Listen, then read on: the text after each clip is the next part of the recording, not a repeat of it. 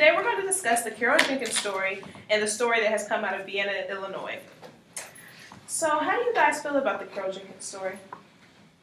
First of all, I think it's tragic of what happened, and the fact that it's still not known what happened or who, killed her today. So I think that's... Yeah. I think it's really sad that that even all the way up until now they haven't found the killer. They're still trying to kind of like gloss over it, if you ask me. Like they're not looking for him or anything. It's like we found this man and he died in jail, so oh well, that's what happened. I feel like from our side, it's like it seems like people in this city or this town are kind of trying to just act like it didn't happen. Right. It seems like something that obviously it's pretty like, oh wow, that shouldn't have happened, but it happened a long time ago, so we don't feel that way kind of thing. So they're trying to make it seem like no one feels this way, it didn't happen, it's gone. Right. I think that's how I'm saying it. Yeah, I mean, I kind of see it like no matter who it was, like if it was an Asian person, another white person, another black person, whatever, that, our police should, the fact that the police are very negligible and that they, didn't really care about it. They're like, oh, okay, we'll just let it go, sort of thing. They gave up really quickly. And, I thought that was really, terrible. I mean, I just thought it took them so long for someone to rat on her. I mean, the daughter of one of the criminals had to tell the police decades later. Right. And that's when he was finally punished. But that whole point was because that person was black, that's why they didn't do that. Right. I thought that was pretty, it's unexcusable, really. Right. But it was a norm for something that happened in these towns, so... But it seems like since they didn't really look into picking it back up, it's still a norm today. I feel like you have to have a certain level of, hatred in you to go out and hunt somebody down. Right. And stab Yeah, that's them. the part that got me the most was they waited outside her house for... And they never knew, she could have spent Yeah, the night she could have spent the night house. there. Well, right. Just- But, they didn't look at her as somebody. They looked at her as a game, hunting Right. deer. Right. What do you do when you go hunt deer? You follow, you track.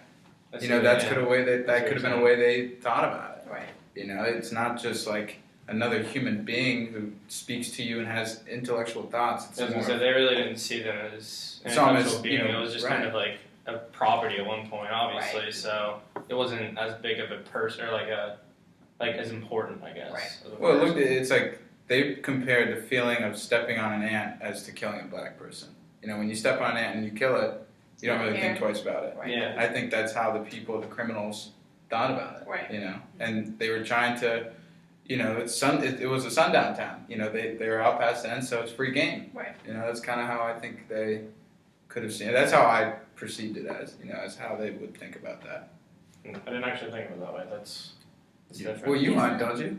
Yeah, I do. But I mean, It's different. Yeah, it's different, obviously. Yeah. If you think of it that way, that actually is a good way to put it. They're just kind That's of. how they felt. It's just like the book Most Dangerous Game. Have anybody read that?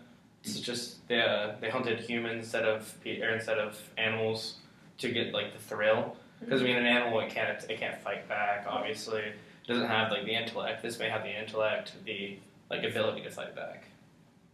Right. It's something. So what about the Vienna, Illinois story? That was the story about the black man who raped a white woman and killed the grandmother, and the repercussions of that, the town burned down the neighborhood, the black neighborhood.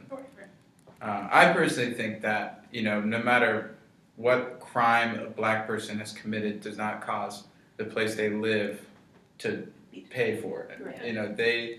They took one person's actions and said to 1,000 people, "We're killing you." Right. We're gonna make sure you have nowhere to go, and get out of here, sort of thing. And I think it's plain awful, and being a white male, I mean, I think it's really embarrassing and completely It's unreasonable. unreasonable. Yeah, that they killed an entire neighborhood of people because of one person's actions. Exactly. Even today, no matter who people hate, one person does something, they won't go and burn down an entire town because, this guy just killed someone, this guy did this, did that. they'll put the actions on that one person. You know, Exactly. the responsibility of your own actions, I guess. And just like when he was showing them the neighborhood, I mean, where the neighborhood used to be, it's just all these trees and like a half a bridge. Like it's literally destroying like a whole history. You know what I mean? Mm-hmm. So There was literally nothing left of this place. right. It was just the stump of a bridge. Like that's more than just like your normal like psychopathic like even killer thing. Right. This was we're killing an entire subset of our town because one person's actions. Like it seems like even overboard to like their standards. It just seems insane. I think it's crazy because we hear about a lot of this happening in the South, and like in school we don't hear about it in the North, and this happened in the North. So I think it's in our like opinions, it's more shocking because it's happening in the North. Yeah. But like we heard stories all the time about like the KKK burning down churches, schools. But when you hear about it in the North, you're like, that really happened up in the North where everything was supposed to be free. So I think that's really like what shocked me the most. Yeah, I mean, it's also this, but I'm also kind of combining what we just spoke about, you know, the story of Carol Jenkins, how, you know, even today in my class there are people protesting about the Ferguson case. Right. And if you look at that story and you compare it to what's going on now about Ferguson and all the other black kids who are dying because of, you know, police brutality, you know, just in general, I mean, it's just their there's still- pre-existing ideals. Exactly, and the traits are being passed down from specific white families after generation, and it's still going on today. You know. So I'm driving down the street with my 4-year-old nephew.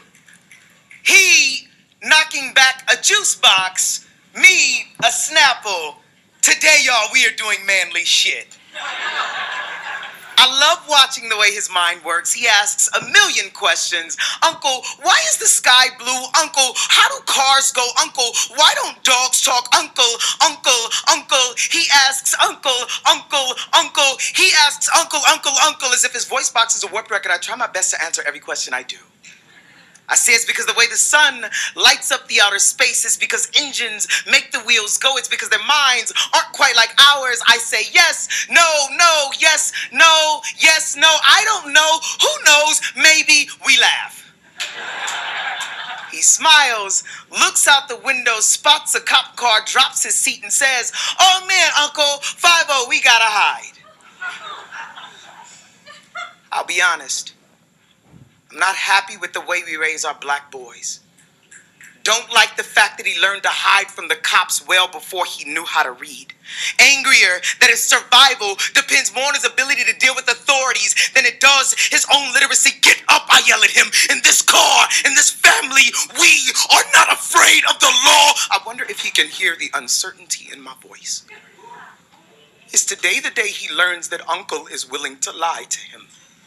That I'm more human than I am hero. We both know the truth is far more complex than do not hide. Both know too many black boys who disappeared, names lost. Know too many Trayvon Martins, Oscar Grants, and Abner Luimas. Know too many Sean Bells and Amadou Diallos. Know too well that we are the hard-boiled sons of Emmett Till still. We both know it's not about whether or not the shooter is racist. It's about how poor black boys are treated as problems well before we're treated as people. Black boys in this country cannot afford to play cops and robbers if we're always considered the latter. Don't have the luxuries of playing war if we're already in one. Where I'm from, seeing cop cars drive down the street feels a lot like low-flying planes in New York City. Where I'm from, routine traffic stops are more like minefields. Any wrong move could very well mean your life. And how do I look my nephew in his apple face and tell him to be strong when we both know black boys who are murdered every day simply for standing up for themselves? I take him by the hand, I say be strong. I tell him, I say be smart. Be kind and polite. Know your laws. Be aware of how quickly your hand moves to pocket for wallet or ID. Be more aware of how quickly an officer's hand moves to holster for gun. Be black. Be a boy. Have fun. Because this world will force you to become a man far more quickly than you'll ever have to need to. He lets go of my hand, but Uncle, he asks, Uncle, what happens if the cop is really mean? And it scares me to know that he, like so many other black boys, is getting ready for a war I can't prepare him for.